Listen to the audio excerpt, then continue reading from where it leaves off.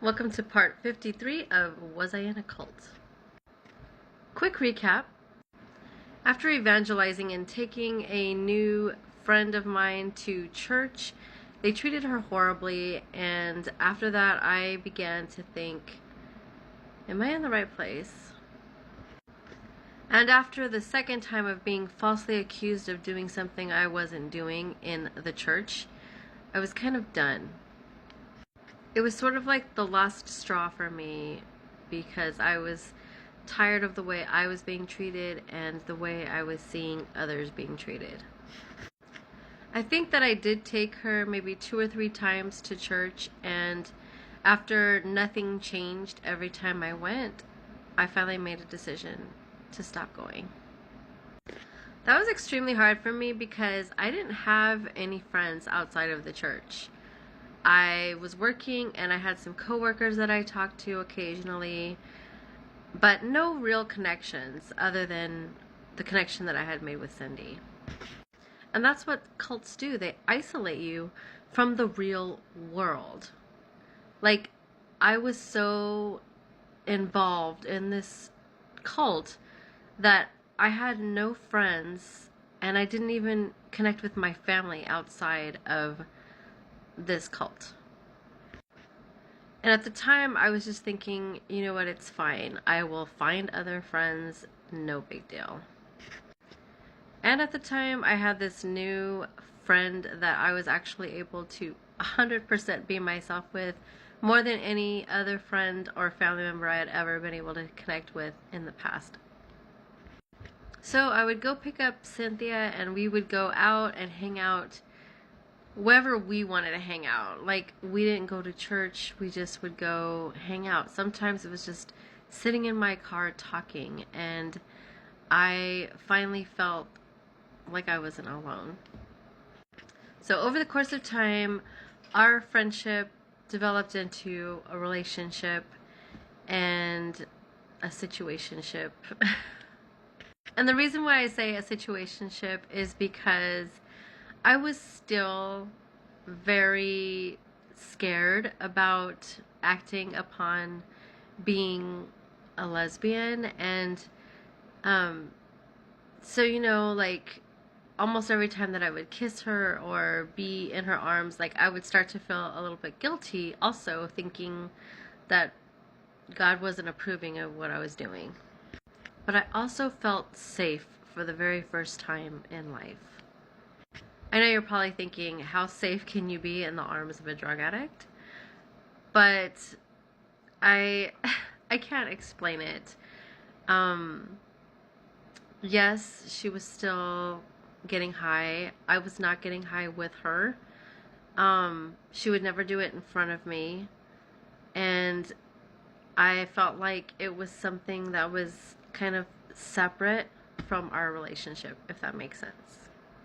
I got to know her mom a lot, and then sometimes I would feel guilty because I would go visit. We would go over to her mom's house and we would visit, and it was like we were hiding the secret that we were actually being together because her mom was a Christian, and her mom originally knew me as the Christian that was trying to take her to church.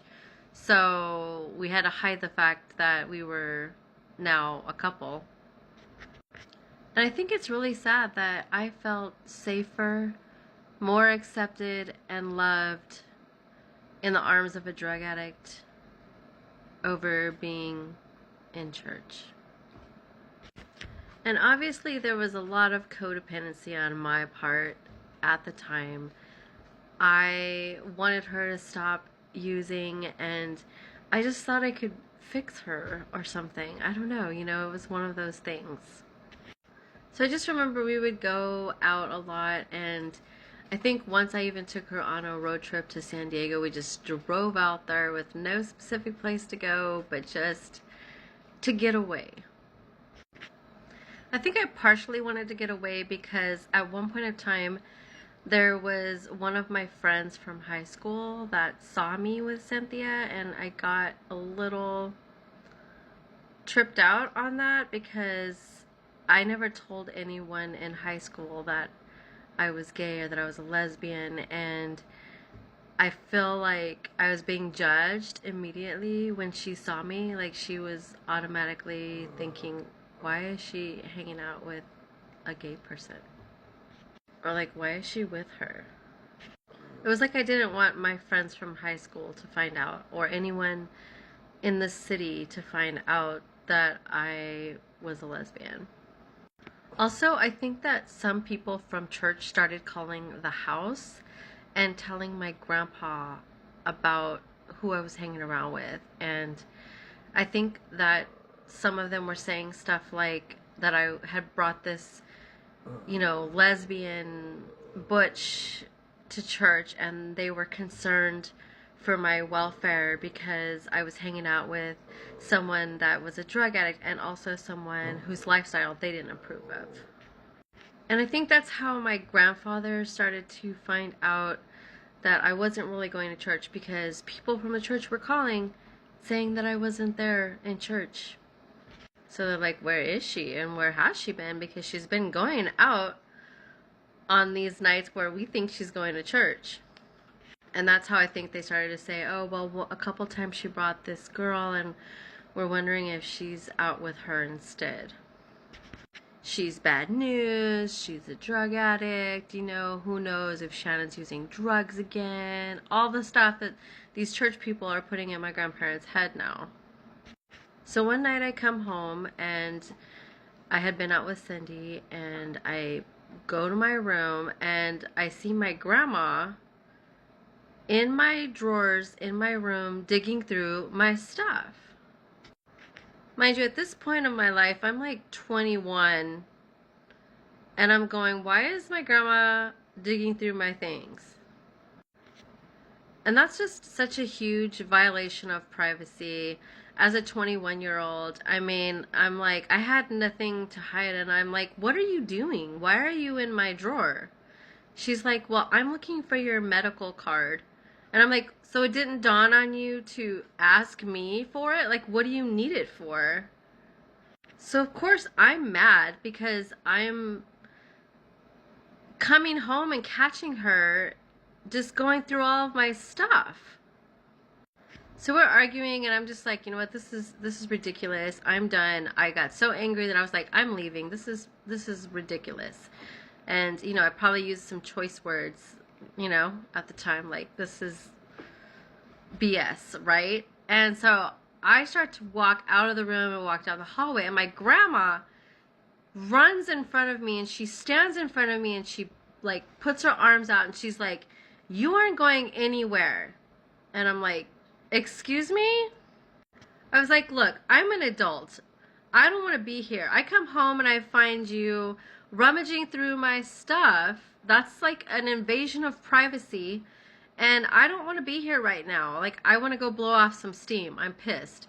And she's like, you're not going anywhere. If you want to go anywhere, you're going to have to go through me. And then she puts her fists up in my face and is just like, I dare you to try to go out the door. And meanwhile, we're having this little altercation, and I'm like, I'm not going to hit my grandma. Like, I've never been abusive to my grandparents or anything like that. But little do I know, my grandfather's in the other room, and he's calling the police. And so we're just having this argument, and I'm like, why are you going through my stuff? Blah, blah, blah, blah. Next thing you know, I hear walkie-talkies at the door, and the cops are coming in. And I'm like, what is going on? So my grandpa called the cops and told the police that I was threatening my grandmother when she was standing there with her fists in my face threatening me. And I'm just like, is this real life? Is this really happening right now? What is happening? So I knew I had to be calm with the police, right? So obviously I calmed myself immediately. And they're like, come tell us what happened, what's going on, like, why is there a family disturbance altercation happening here? And so I'm telling him, look, I came home. I'm 21 years old. I'm an adult. I came home and I found my grandma inside my drawer going through my stuff. So I got upset and I told her I was leaving. And I was just going to go out, like go to Starbucks or something just to chill. And she puts her fists up in my face and tells me I'm not going anywhere. And he's like, well, you need to come with us. Come with you where? I'm out of time.